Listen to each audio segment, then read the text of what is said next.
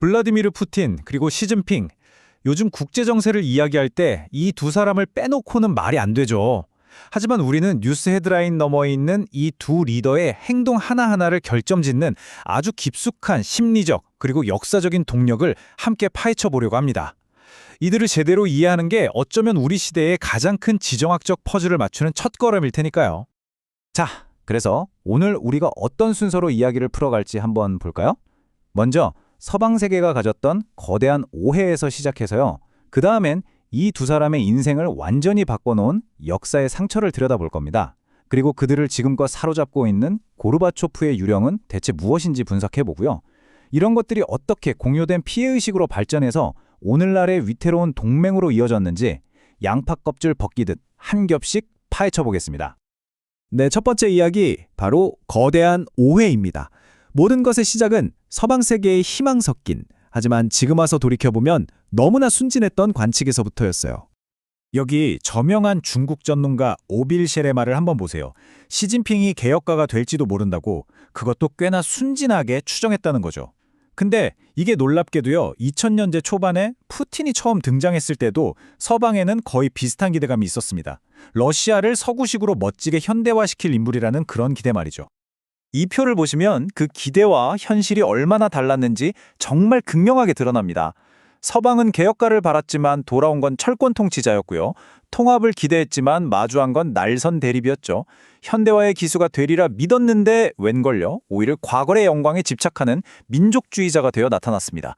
아니 대체 무엇이 어디서부터 이렇게 어긋나 버린 걸까요? 바로 그 질문에 대한 답의 실마리는요, 그들의 과거, 지울 수 없는 역사의 상처 속에 있습니다. 오늘의 그들을 이해하려면 그들의 세계관이 처음 만들어지던 시절에 그 혹독했던 경험 속으로 같이 들어가 봐야만 해요. 두 사람의 젊은 시절을 보면 와, 정말 놀라울 정도로 닮아 있습니다.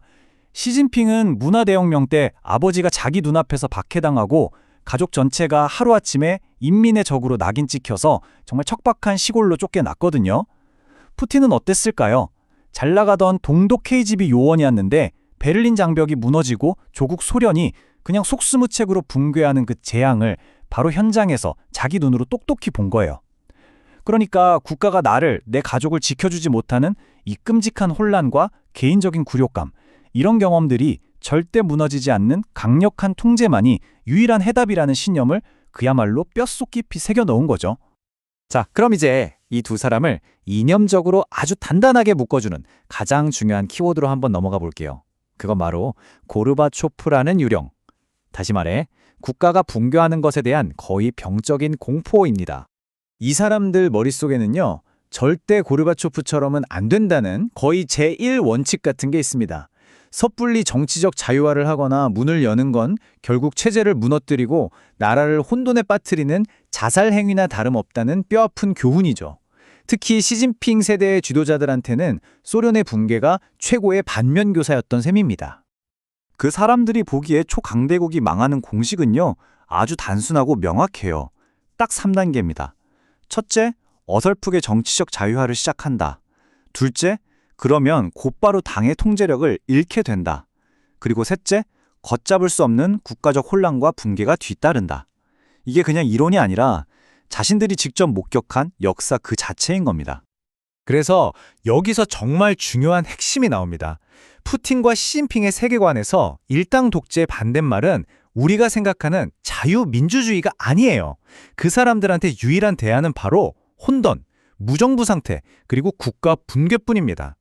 이 시각을 이해하지 못하면 이 사람들이 하는 모든 행동이 그냥 미스터리처럼 보일 수밖에 없는 거죠.